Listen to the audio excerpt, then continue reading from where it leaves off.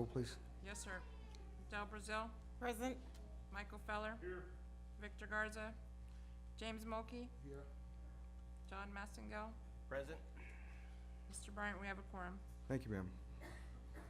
Moving on to agenda item 2, the prayer and the pledge. Mr. Scannell, please. Sir, Mr. President, tonight we have Miss Orsak and some wonderful students from Harmony Elementary to get our meeting started right. Miss Orsak? Good evening, Board of Trustees, Mr. Bryant, Mr. Toscano, students, staff, faculty, families, and community. We are so excited to be here to represent Harmony Elementary today for our April board meeting. I have with me 4 of our amazing students who are going to help lead us in the prayer and pledge. And I also have Miss Leanne Brooks, our fine arts teacher, who is going to help lead us in these. Good evening, Mr. Bryant and Mr. Toscano and the East Central School Board. My name is Leanne Brooks, and we are, like Ms. Orsak said, representing Harmony Elementary. We have some students here this evening who are saying the prayer and the pledge. I'll start with the prayer. Please bow your head for the prayer. Dear Heavenly Father, thank you for the blessing and guiding of our school district this year. We pray that you will continue to give strength to our school board, staff, and teachers. We thank all of them for their hard work, dedication, and love for us this year. Please bless them and their families and continue to lead our district. In Jesus' name we pray. Amen. Amen.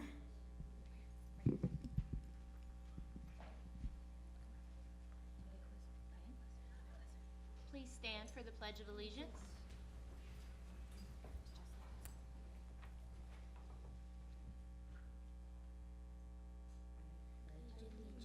To the flag of the United States of America and to the republic for which it stands, one nation, under God, indivisible, with liberty and justice for all. En español. Honrar a la bandera de Texas. No. Never mind. Sorry. Miss Lewis, can you please lead us in? A la bandera de los Estados Unidos de América, De la república que representa una nación ante Dios indivisible con libertad y justicia para todos. Texas Pledge. Honor the Texas flag. I pledge allegiance to thee, Texas, one state under God, one and indivisible. En español. Honrar a la bandera de Texas. Te prometo lealtad a ti, Texas, un estado ante Dios inconocible. Thank you. You may be seated. Sorry, Spanish is not my first language. All right, guys, I wanted to say thank you so much to our students here who came with us. We have Miss Sincere. Can you wave, Miss Sincere? All right, we have Alicia, we have Albert, and Hope here to help us do this today. Thank you so much. Can we have a big round of applause for them? And please, their families stand up. No? All right. And then we have a gift for our board, and it is, thank you so much for helping us grow. Thank you.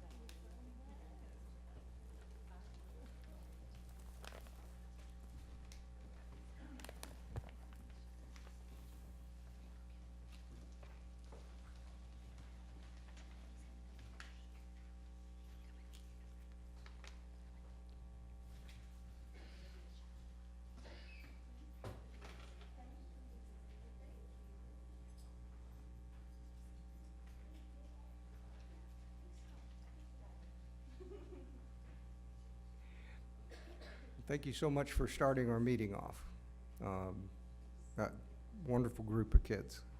Problem solvers, one and all. the young man that was down there came up with a basket and there was nobody else to give it to. And he just went right down there and found somebody to give it to. He didn't say, what do I do with this? So that's just amazing. It's one of the best things that we have going for us is when our students open our meeting. So we can all go home now. We're done. So, no. We are going to take a short break. We're going to take about 10 minutes here. I know we just got started, but I know we have some folks that need to go home and do some homework.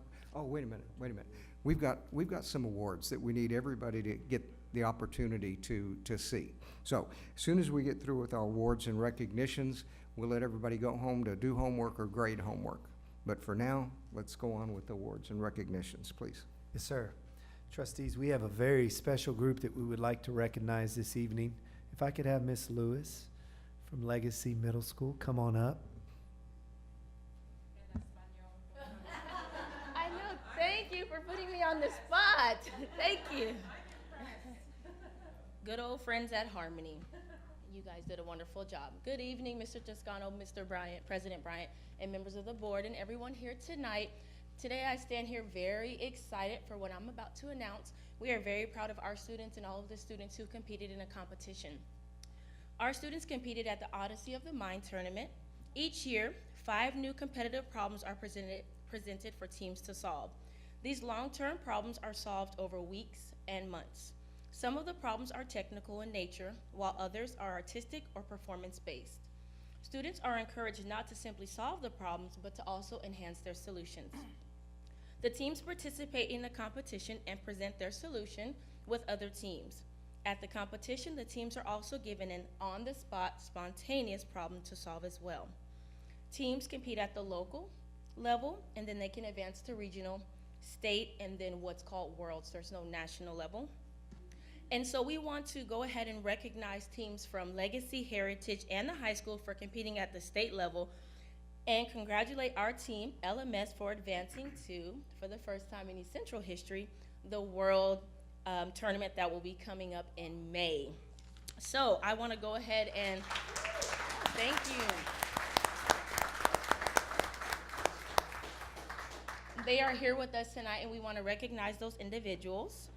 They are the Balsa team, and they came in second at the state tournament, allowing them to advance to World Finals in Iowa at the end of May.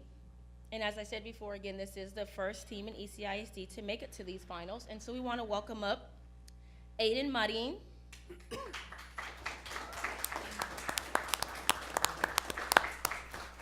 Kalina Martin,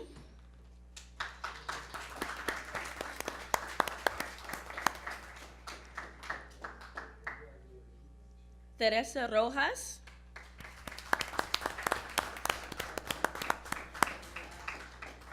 Itzel Descareno,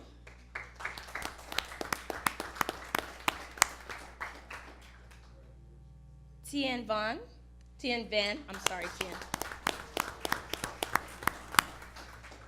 and Ian Watson.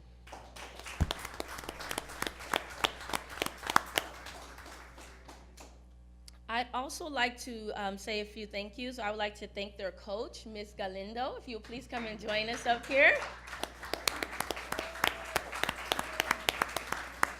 And Ms. Galindo is all about the students. She's all about the kids, so she's probably going to get me later for asking her to come up here.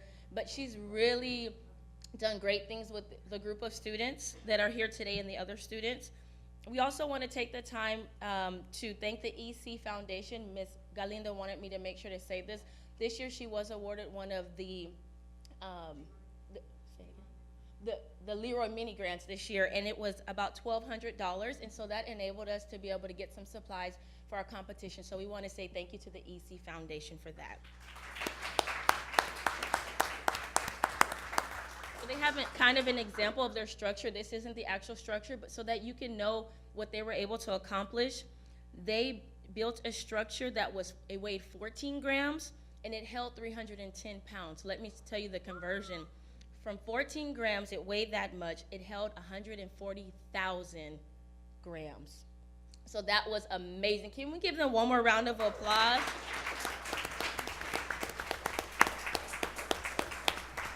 And I just want to make sure to thank you, Ms. Graber, for coming and supporting our students as well. And all of the family members Any family members of the students standing here, please stand and be recognized because we know you work with them day in and day out and allow them to travel. So please stand and be recognized as well.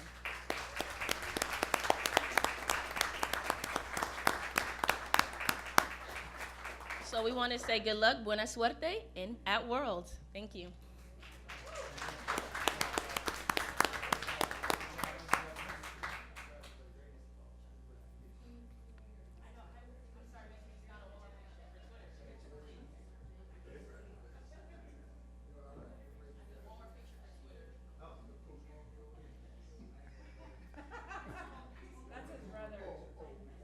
I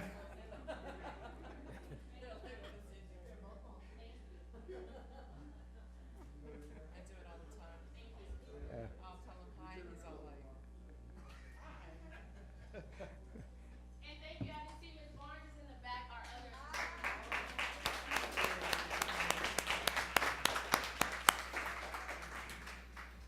So I, for one, am glad that these young people don't have to go swimming tonight, because with all of that hardware, they might not make it across the swimming pool.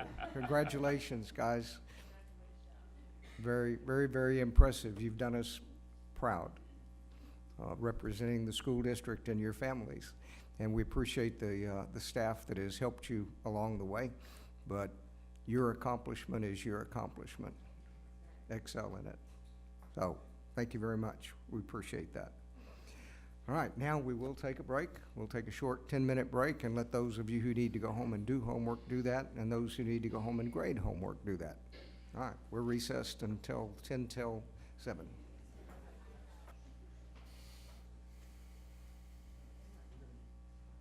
We're going to move on with our agenda this evening. Item 4 is public comments. We have one individual who signed up to speak to us this evening, Jessica R. If you'd please come forward, ma'am.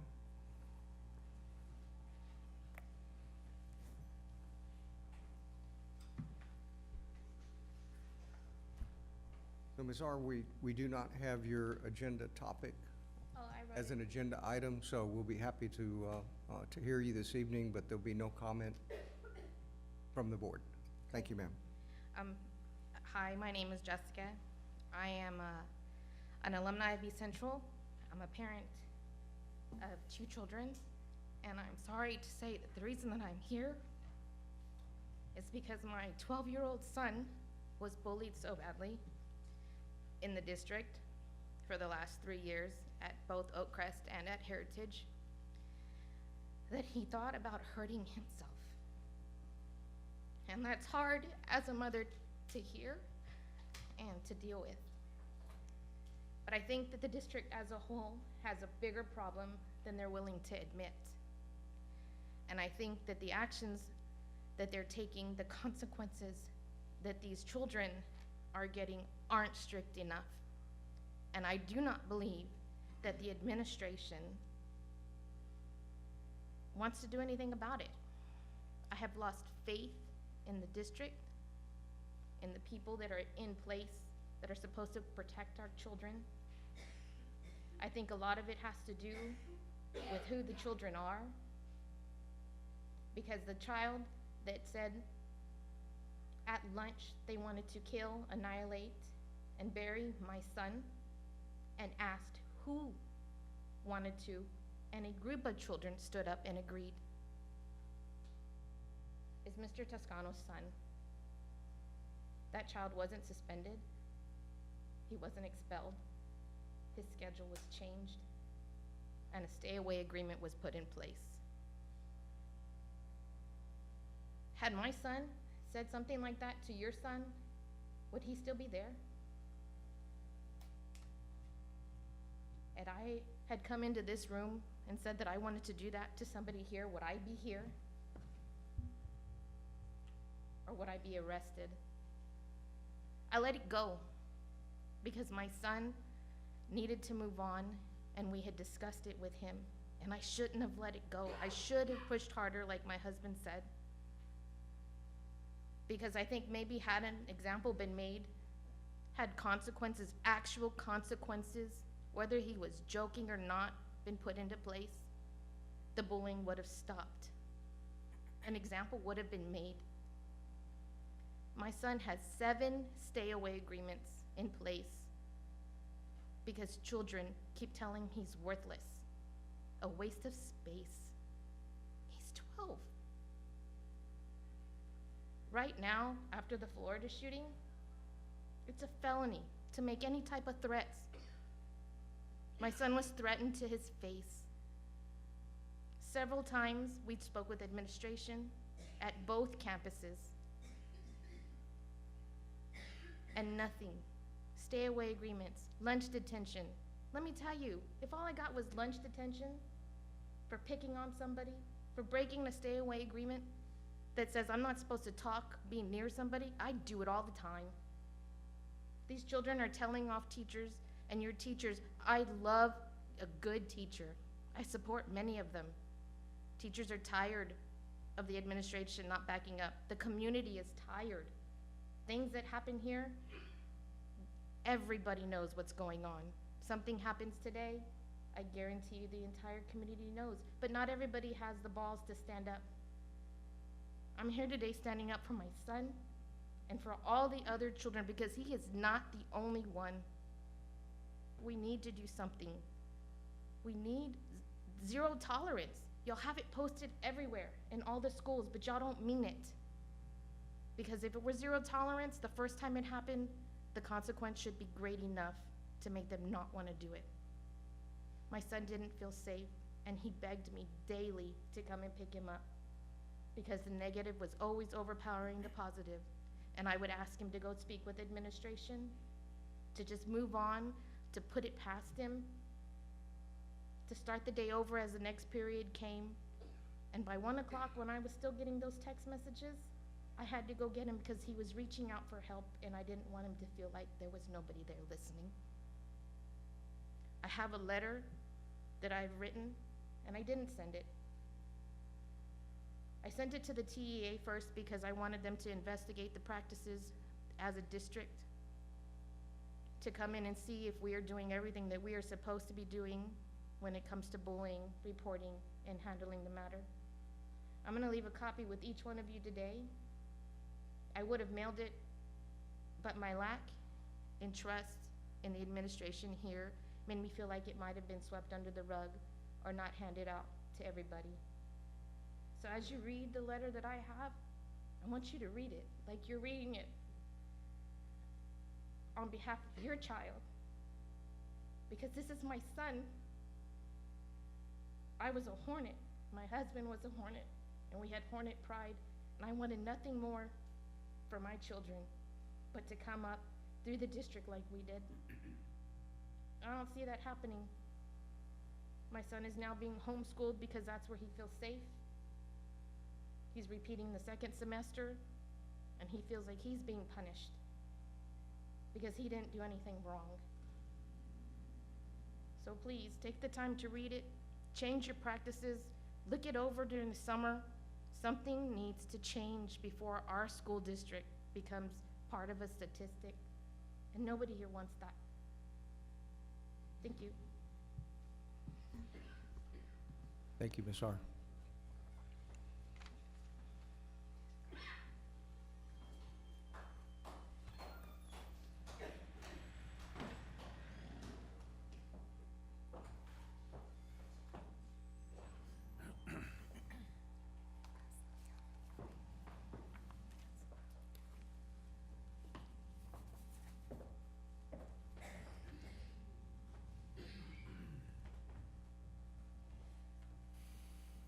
All right, we're going to move on to agenda item 5, superintendent's reports.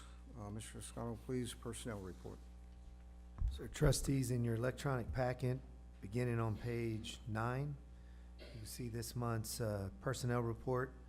Very little activity, but what you'll also find in this month's report on the following pages 10 through, I believe, 17, you will see both multi-year and single-year contract renewals, as well as professional educator contract renewals listed by each individual campus.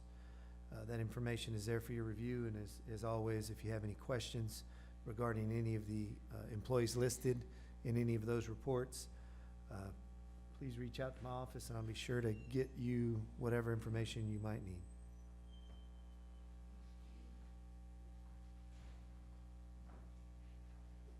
All right, if anyone has any questions on the personnel report, please get with Mr. Toscano on that.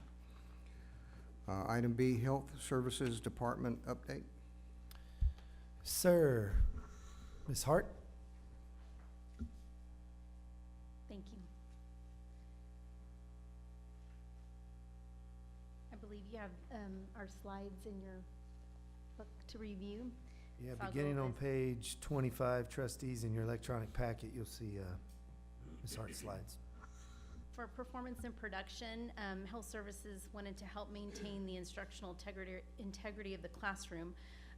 Our goal was to try and return students to class within 15 minutes of arrival to the clinic. That's a short amount of time and can often be challenging, but our nurses work really hard to do a good assessment of students and, when possible, get them back to the classroom, because we all know that students who are missing class, of course, aren't getting their academics. So our goal was to reach that 85%. If you'll go to the next slide. Our total events for the year are at 91,000. And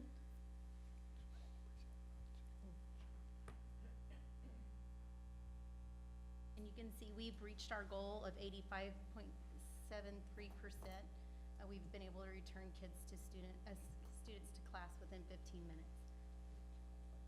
Go for it. Okay, sorry.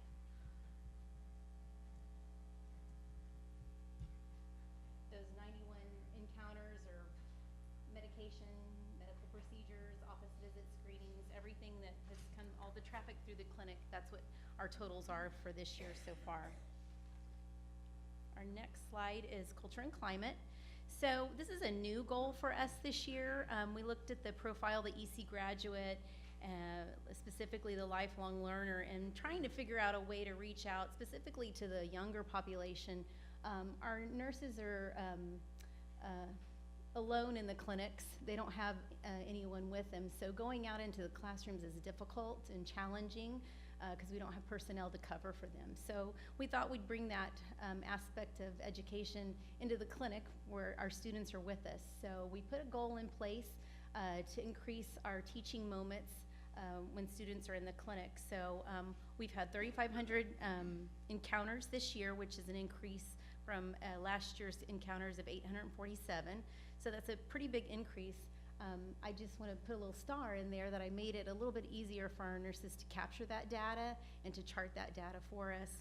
I think we're going to keep that goal for next year, because I think it's an excellent thing to do. If we're starting with our little ones and really focusing on health choices and issues and how they can help themselves up to high school level, they'll leave here hopefully with a good understanding of any chronic illness or just different ways to take care of themselves.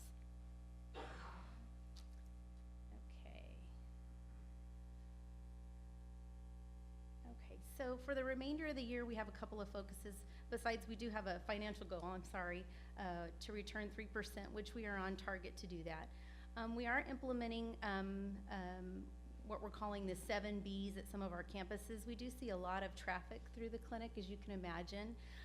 So this is a simple list of things that we should see in the clinic. So we're implementing this in certain campuses because of the increase in traffic specifically for this year. So, and if you have any questions about that, I'll be happy to talk with you when we're done. But so far we've had some very good positive feedback with it. So we're gonna try and implement that for the rest of the campuses for next school year. We're gonna continue with our teaching and safety because obviously it's definitely needed for our students. And we're also gonna implement a new end-of-year medication pickup in hopes that we can reach out to parents who were a little discouraged with how we returned medications last year. So we're doing a little bit more on our end to make sure that they're aware that they need to come pick up those medications, because we're not, due to safety, we're not sending those home with students. So, and that's our goal update. So thank you again for the opportunity. Does anybody have any questions? Anyone have any questions? I have a comment, you know I would. We're welcome. 318% increase in the teaching moments? Yes. Well, I think a lot of, It's amazing. Are you capturing every time there's contact with a child, no matter where the place is? no matter where it is, yes, because we Okay, do house calls, we do go out to classrooms and see students. We see students in the hallway, we see at the high school, we run over to South Campus.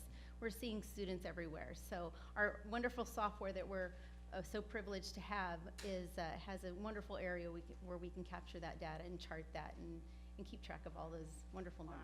So, That thank you. is amazing. Okay. See, you said the total events is 91,000? Yes, sir. That's district-wide? Yes, sir. Okay. That's an average of 60 students per day that come through the clinic. And I challenge any doctor's office, does your doctor see 60 patients a day? We're very busy ladies, but we're very proud to do this challenging job for our students.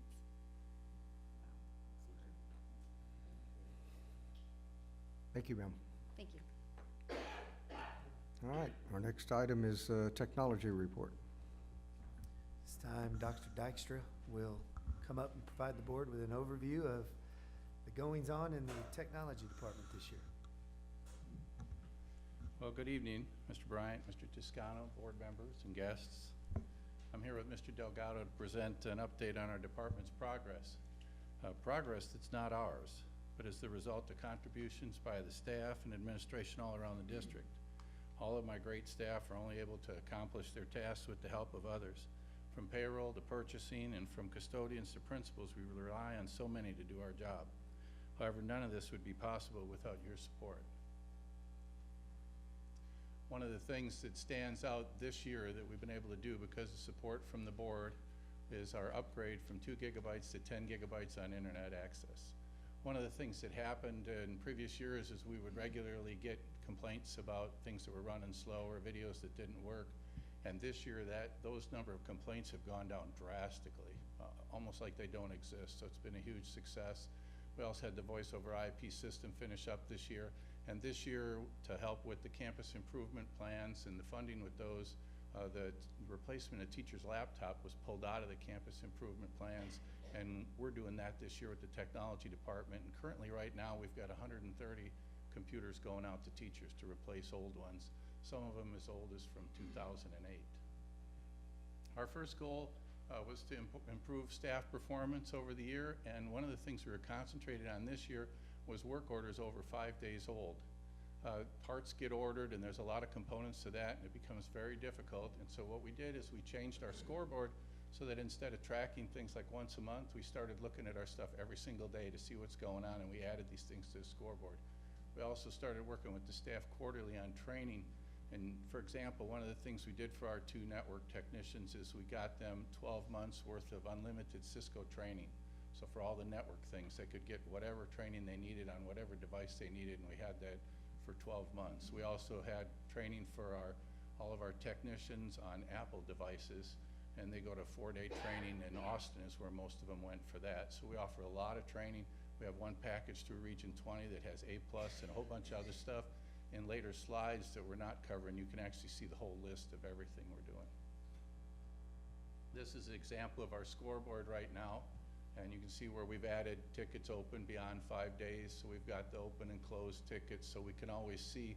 And that really helps out in a lot of areas. So we know which staff members are behind and which ones are caught up. And then if an emergency comes in, we know who to send. And we can find out if somebody needs extra help. Our second goal dealt with culture and climate, involved increasing peer training on attitude and culture. Mr. Delgado. Okay, so the first area where we look to improve culture and climate is through our staff meetings. We have 2 per month. At each staff meeting, we recognize 1 staff member for going above and beyond. That's something that the team gets to vote for before each meeting, and that's for the 2-week period before our bi-monthly meeting. Also, at each meeting, 2 members of our staff present on topics such as maintaining professionalism, teamwork, maintaining a positive attitude in the workplace. So we rotate out 2 different members, do that every meeting. Over the last 2 years, we've seen the number of staff-on-staff complaints decrease pretty significantly. The overall climate and culture in our department's a lot better than it was in my, I guess in both of our observation over the last 2 years. In the last year, we see evidence of that through lunchtime. Our staff likes to meet at the department at lunch, and so many of them like to eat together now that we had to bring in a bigger lunch table so that they could all fit. And that's something that this time 2 years ago wouldn't have happened.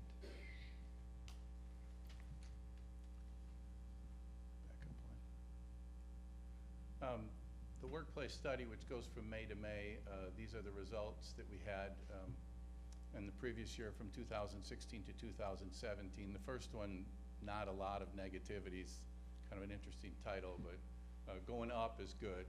And so we went up in that one. Interdepartment communication, we went up significantly on those, and those were two that, you know, I talked about last year. I wanted to give you an update on that. Goal 3 dealt with fiscal awareness, and one of the things that costs us a lot of money is really time and travel as far as where the technicians are. We don't have like one person for every single campus, so they're moving around a lot. So location reporting is important, especially if an incident happens and we have to deploy people. So we wanted to increase that. And we also wanted to take a look at our parts, whether we're tracking parts that we were ordering, and also are we ordering parts for machines that are too old that we really should be replacing the machines. So we put some limits in for that. If the machine's over 3 years old, we try to keep it below half of the replacement value unless there's some exceptional need for that piece of equipment. And you can see from our location reporting that the changes we made this year, we actually more than doubled the location reporting that they were doing in previous years. And we have more staff that voluntarily put down even the rooms they're in the buildings, so if we need to get a hold of them, we can track them even closer. Our fourth goal was to improve individual performance on department routines, and the thing that we wanted to do was to get feedback coming from the staff. What we found from this is the things they wanted us to change really weren't that big. In the meetings where they were doing presentations and stuff, they wanted to do more handouts so that a week or 2 weeks later they had the notes. And when they wrote the notes themselves, they didn't feel like they were getting it, they were leaving out steps, so they wanted the notes, so we added handouts to that. Another thing was when we did the work orders over 5 days that were, you know, not finished over 5 days, we had used red and green. And they thought the red was really negative, so we changed it to light green and yellow and made a huge difference. Our overall progress, you can see from 15-16, we're at around 2,700 work orders. 16-17 was around 4,600 work orders. And this year in that same time frame was about 5,500 work orders. Our response time did suffer a little bit. We had gone from 5.2 to 3.1. We went back up to 3.4. We had a number of things that happened in fall where we ended up having to deploy the whole staff. One time was on a malware deal, and another time was on some product that had to be installed. Of course, when we do that, we're not doing work orders, and they're clicking, the time's still clicking. So we have to take a look at that for this coming year. One of our other goals this year, our last main goal, was to try to work with district administrators to improve technology coordination. And part of that, a big part of that's on myself. I've tried to increase the meetings that I have with the campus principals, budgeting for the SIP and some other areas, and going over the teacher replacements, making sure that who we have down for getting computers replaced, that's okay with the principals, and doing some of that so that we can get more involved with them and help them out more and hopefully do our job better. We also had an area of weakness with data exports, errors there. So we took the data, different projects that we were doing, and we really increased the automation that we're doing on that, with the main goal being to reduce the amount of time somebody's touching it and let the process, the program do it, so that we don't have as many human errors in there. And we've been able to reduce the error on a whole lot of stuff, and we're also cross-training a couple of the staff, so we have more people on staff who can make small modifications if somebody needs something changed quickly.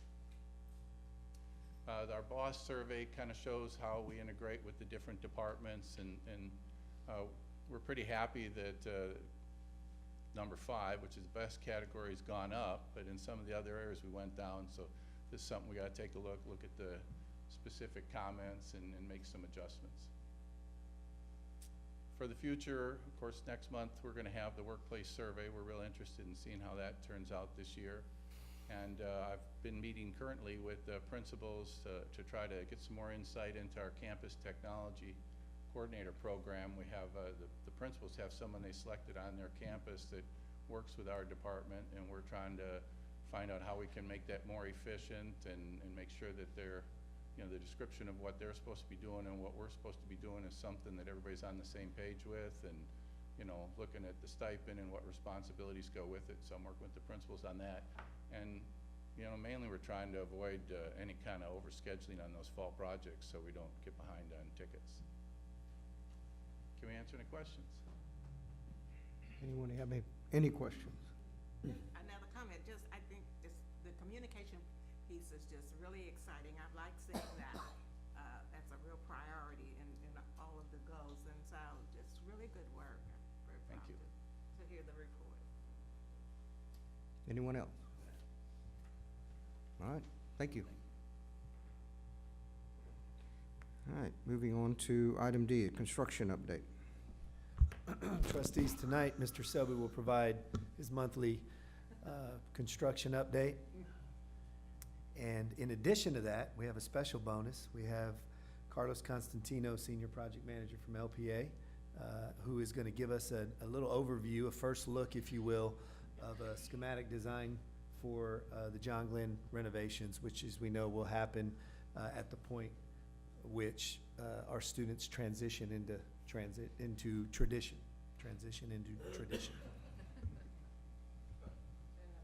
Mm-hmm. Mr. Selby? Yes, thank you, Mr. Toscano, board members. This is, as Ms. Toscano indicated, the monthly excitement of where we are in construction. This will be a fairly brief presentation. I'm just going to kind of highlight where we're at right now. This is the gymnasium cafeteria area that in March versus April. Not huge differences, but they're more significant not only on the exterior but the interior. They're finishing up a lot of the more detailed work on the interior of this section. Tile in the cafeteria kitchen area, the flooring, walls are all drywalled and in the process of being textured and painted in some areas there. The B section is the main entrance to the school, and you'll see that there is some additional activity they've done on the exterior, but once again, an awful lot of that is interior work that's being done to finish out in the administration area in particular, and continued work in the library. The C wing is probably one of the more dramatic differences in the exterior. You see that in March they were just putting up some of the insulation on the exterior wall and just beginning some of the masonry work and the waterproofing. The blue is the waterproofing. They've completed the waterproofing and all the masonry work over there, and all the scaffolds are down for that. The area where there's the blue waterproofing is where metal panels will be going up. And this will be similar to the metal panels you see here in Wing D, or the Section D, where they've completed the masonry work now in April. All the drywall and, excuse me, not drywall, but the waterproofing and so forth. They've done an awful lot of the metal panels that are on the exterior. You can see the metal panels are the gray on the right, and some of it started there on the left of the masonry work, the brick and stone work. And so they're moving forward with that fairly aggressively. Gary Patterson Performing Arts Center, you have the pack there in March versus April. The big difference there is they're starting to put up glass on that front area. Probably a more dramatic view, though, is from the east side. You can see in February versus April in 2 months what a dramatic difference there really has been on the work that's being done there. At Salado, you have the north addition. At that time, they had completed the waterproofing on the exterior, And so they've now completed all of the, or most of the masonry work that is going to be done in the north area. Once again, the blue area is going to have primarily the metal panels that'll go up there. They are finishing out an awful lot of the interior as well. This is the south addition. You can see where all the waterproofing's been done in the exterior. They've completed that. They're well underway in doing the masonry work on the exterior. Once again, the interior has the majority of the drywall done, and so they're making good progress there. Another part that I hadn't really shown you before because I hadn't done much work on this yet until now is the exterior of the gym. This is the east wall of the gym, and you can see where they put up all the various exterior membrane that they're going to have there for what will be followed by brick and our masonry. Also did improvements to the doors on both sides as well. At Harmony, this one is pretty dramatic. They had come along a long ways at Harmony in March, but by April they've completed all the exterior for the most part. They do some finish out there, but most of the exterior is complete, and they're well underway to a lot of the work on the interior. They've completed all the drywall. I believe they've had above ceiling inspections, if I recall, and they're beginning to do a painting and texturing and so forth in the interior. Con Valley, once again, they've done the exterior doesn't demonstrate a lot of the work that they've made progress on because most of the work has been on the interior. A lot of the folks that are doing work over at the other locations, I believe, will be moving over there for the exterior work as well. But they have made continued progress and are coming along very well there. Sinclair, once again, they're ready for putting up the exterior masonry, and they've made all the masonry on the exterior is complete. The next phase on the exterior will be the metal wall paneling, and finish out on the exterior. The interior as well is very much underway as far as being close to completion. They've done all the above ceiling inspections and have done all the interior drywall, finished out, and working on the electrical as well. So they're well underway as well. John Glenn Annex, the high school annex, Carlos from LPA will be giving a thrilling presentation on that in just a moment. And then you have East Central Development Center, which is still at the tail end of the projects. Really haven't started real design on that yet.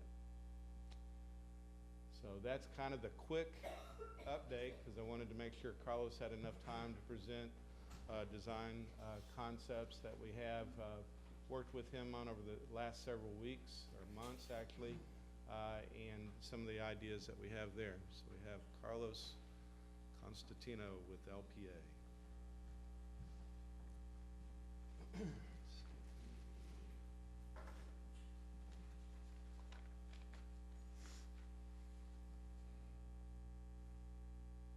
we go. I'm gonna pass these out, Jim.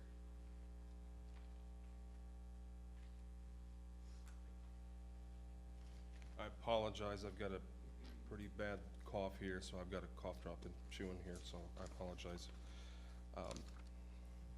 Is it up? Okay, good. Board President, board members, Mr. Toscano, again, I'm here to do a quick presentation on the schematic design for John Glenn Annex renovations. Again, as Jim said, we've been working with administrative, including Mr. McKay and Mr. Selby, the last 3 or 4 weeks to review our scope and also to talk about some concerns, not concerns, but some things we need to talk about in relation to the site plan. So you can get your bearing. We actually see this is a recent Google of the high school. You can see the Performing Arts Center that's already on there. So to get your bearings, obviously the high school's on the left, which is around 9 o'clock, and then you have John Glenn at the top, and then the South Campus. So one of the things we've been talking about is the path now of the kids having to cross over 1628.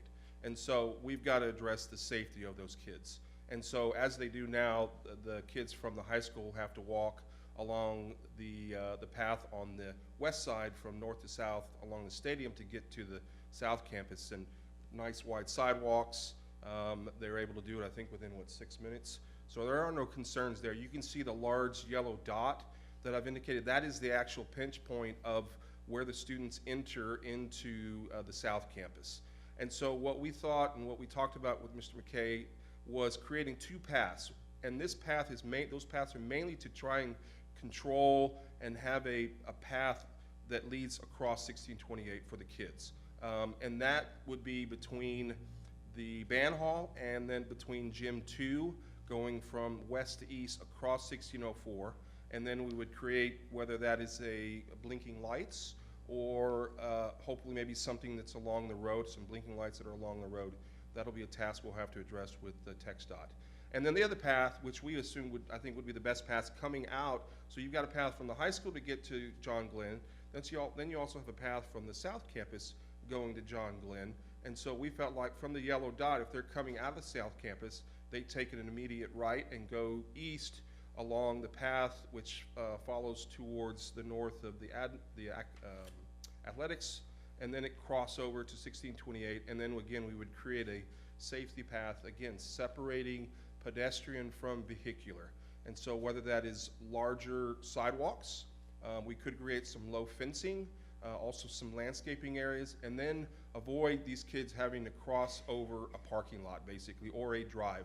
Example, the top area where you enter into John Glenn for your drop off, there's a little bit of concern that we'll have to address close to that large oak tree, where we may have to address some additional curbs where we can separate where the kids are walking onto a concrete sidewalk surface rather than having to walk across a vehicular path.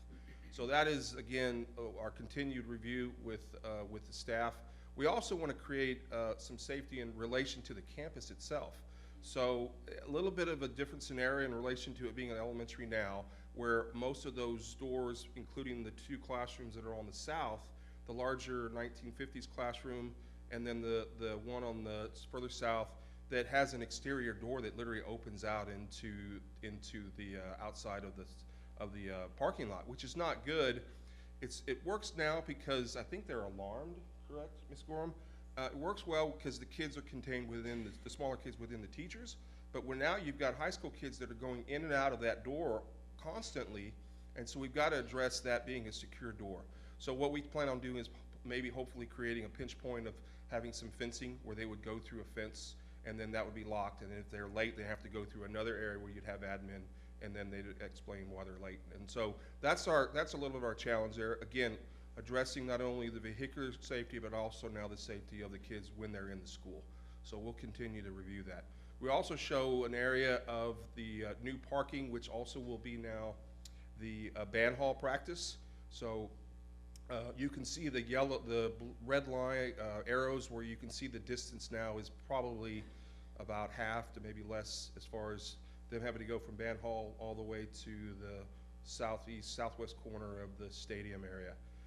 And now just having to cross the street, again, managing that area there with a crosswalk, and then being able to practice on the backside of the south end of the tennis courts. That also being parking for the performing arts, and also parking for any other events at the school district, whether that be athletic event or any other academic event that they have in relation to. Okay, quick review of what's staying and what's going. You can see the green area, which is the 2 buildings on the south. Those are staying. We will do some minor renovations, and I'll go into a little bit more detail as far as the plan. The yellow area is areas which includes the administrative area, part of the library, and also cafeteria will remain. We're not doing basically any work in those areas. And then the 2 buildings on the north are the ones that will be demolished. And then we'll create a landscaping type of area, including, again, some fencing that will secure the area for the kids to cross over. A quick review of the area, again, that talked about from left to right, the demo in the yellow, including the dash lines of the 2 buildings. The parking lot, band parking, marching band on the east. We feel like the grades work there, we'll be able to transition. We've got a little bit of a slope, but we'll be able to transition for the band hall.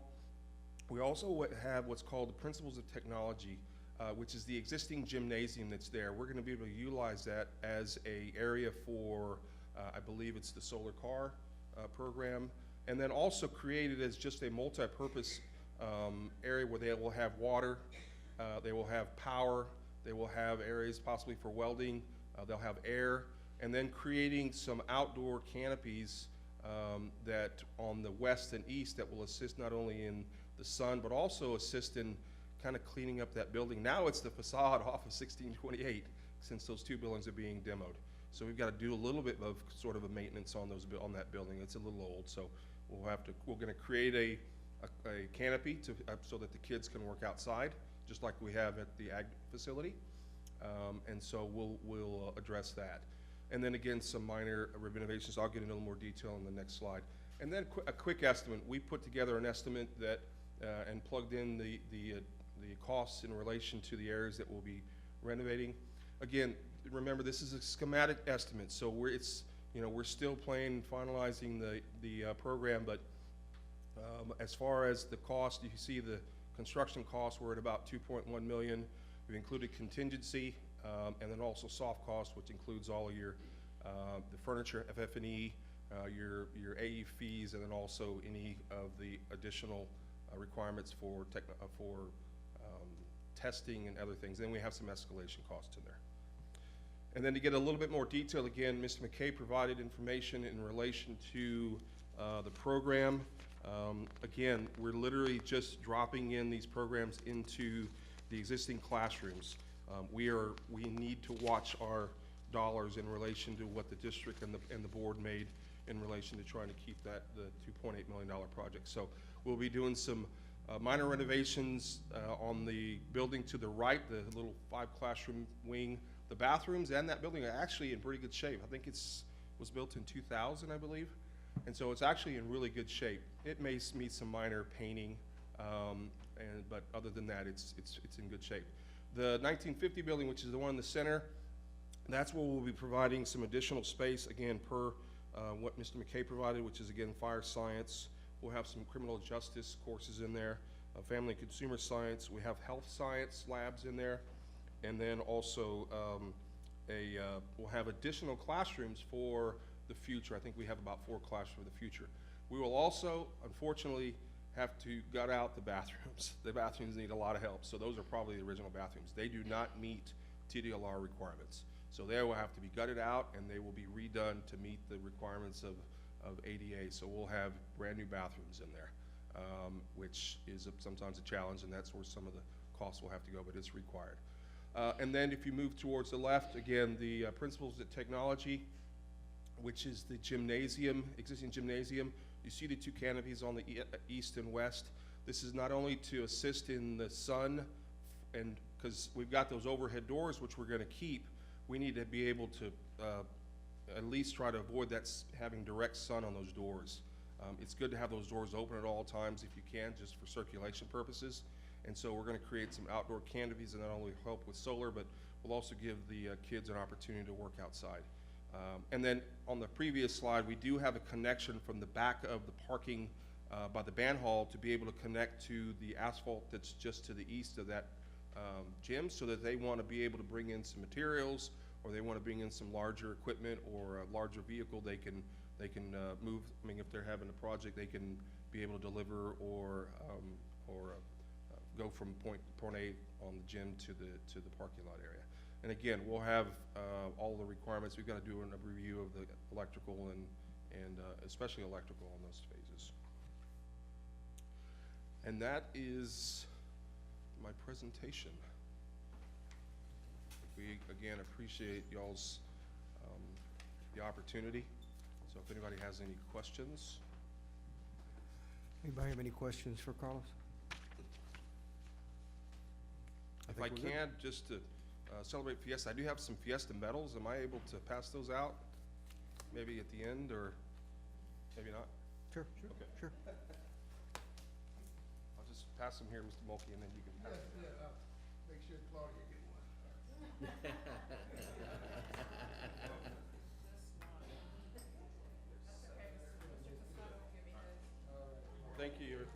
Thank you very much. Thank you.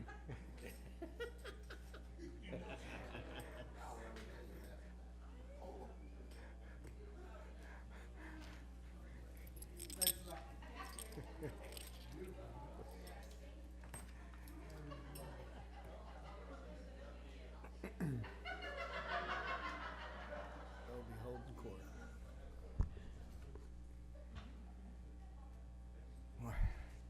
You'd think Fiesta was Mardi Gras.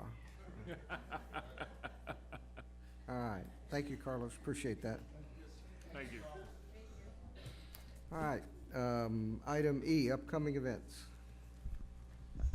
Trustees, if you take just a moment, look at your April and May calendar with me. I'd like to point a couple of events out that might be of interest to you. On the 21st, this Saturday, we have our East Central Auto Club Car Show. It's our third annual, I believe. It's a pretty big event. It's grown to be a really big event. So if you're into car shows, we've got a car club at the high school. And it's an opportunity for them to fundraise as well. So there'll be some concessions, I believe, and things of that nature. But it's gotten to be a really nice community event. On the 27th, next Friday, is a school holiday for Battle of Flowers. And then in May, several events. It's banquet season, it's concert season. A lot goes on in May, as you're aware. But I do want to point to May 3rd. That is our special board meeting, which is actually a team building / Senate Bill 1566 training. We have booked TASB to come and provide that training for all of us together. It's a 3-hour training. And it meets a statute requirement that the board and superintendent must have this training by September 1. And it also counts as team building, which we've already done, but we'll have extra this year. The prom, high school prom, is at the Floresville Event Center on the 5th. Mr. McKay is signing people up to help. I can tell they're all working. Okay, you just got a Fiesta medal as a trade, so if you accepted one, you're signed up.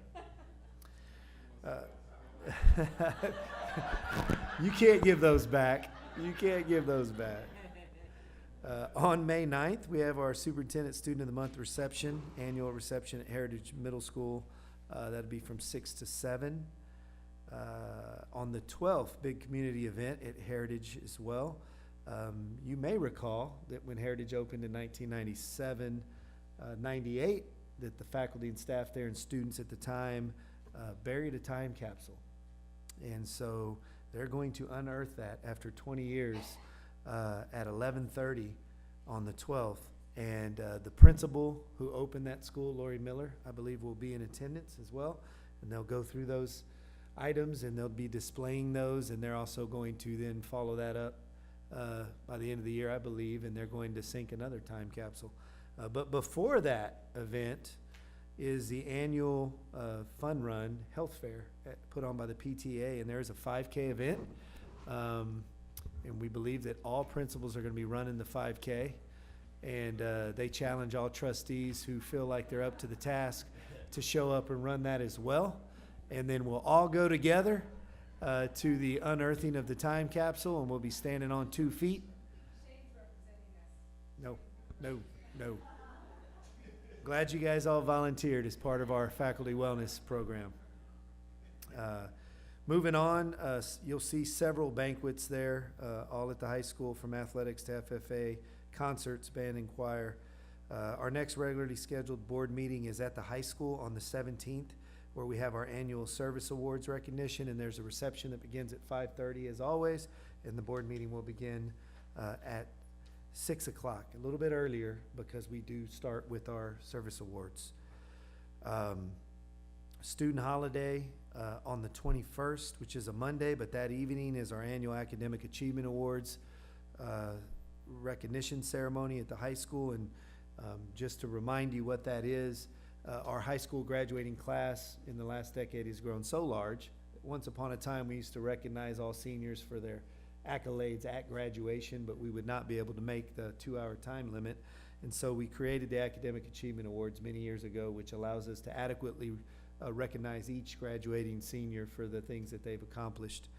but specifically recognize them as recipients of awards from each individual teacher. So each individual teacher at the high school gets to name a student to receive the award from them. So it's a really cool event. And then on the 28th is the Memorial Day holiday, so school will be closed back-to-back Mondays. Happy to answer any questions. Anybody have any questions? All right. Busy time. Yes, sir. All right, moving on to item 6. B, proposals for asphalt projects. Trustees, if you'll recall, you previously approved the award delivery method for our asphalt projects across the district. We have, and that was a competitive seal proposal process. Mr. Selby will present the board the proposals received along with the recommendation for your consideration.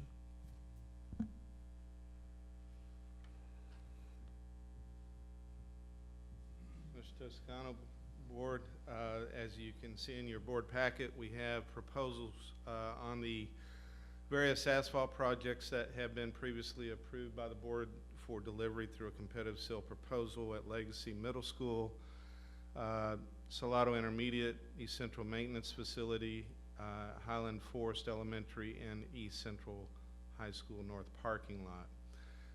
We have received 4 proposals, and we went through an evaluation process through the competitive seal proposal process. There's a matrix we use, and part of that, of course, is price, but we also look at quality of service that they've provided, references, subcontractors, if they are using any, what the quality of those folks are, and so forth. In this particular case, fortunately, the low bidder also turned out to be the one that received the most points, and we always like to see that. And in this particular case, we have the proposal from R.L. Rohde is the contractor that the staff is recommending for board consideration. Their proposal came in at $951,000, and which is below the estimated cost that the engineers had thought that it might be by more than $450,000. So we're happy to see that happen as well. Be glad to go through and describe in more detail, if you wish, what the scope of the work is, or answer any other questions you have. Anybody have any questions? Looks like we're good. Thank you, sir. Sir. Mr. President, trustees, I recommend board approval of R.O. Rohde for asphalt projects at Legacy Middle School, Salado Intermediate School, East Central Maintenance Facility, Highland Forest Elementary School, and East Central High School North Parking Lot at a proposed cost of $951,000 as presented. We have a recommendation from the superintendent to accept the proposal from R.L. Rohde Construction for asphalt work. Chair will entertain a motion. So moved. Have a motion by Mr. Feller. Is there a second? Second. We have a second by Ms. Brazil. Thank you. Any other questions? If not, all in favor? Aye. Aye. All opposed? Motion carries. Item 7, a consent agenda. Does anyone wish to have an item pulled from the consent agenda? If not, Chair will entertain a motion to accept the consent agenda as presented. So moved. Have a motion by Mr. Feller. Is there a second? Second. We have a second by Ms. Barrientos. The consent agenda is approved via unanimous consent. Before we move to item 8, do you have anything else for us, Mr. Toscano? No, sir. Okay. Anyone else have any Fiesta medals to pass out? We're gonna be running an auction on Fiesta medals here in a little bit, so. All right. With that, thank you all for being here. Chair will entertain a motion to adjourn. So moved. We have a motion by Mr. Feller. Is there a second?